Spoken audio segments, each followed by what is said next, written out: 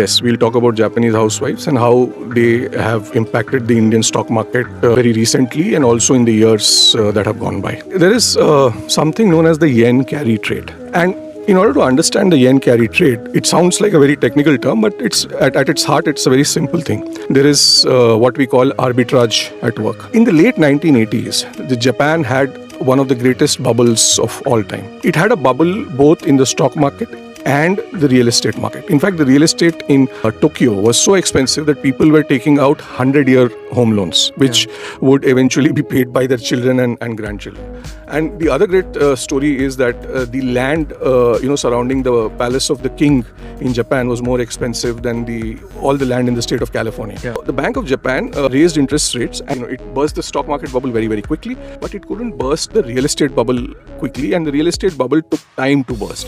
And because it took time to burst, the Japanese economy suffered quite a lot because of that. So after the real estate bubble had been burst, the Japanese economy was contracting. So in order to sort of revive the economic growth, the central bank cut interest rates to very, very low levels. And this is where Japanese housewives came in, or what used to be called the Mrs. Watanabe trade.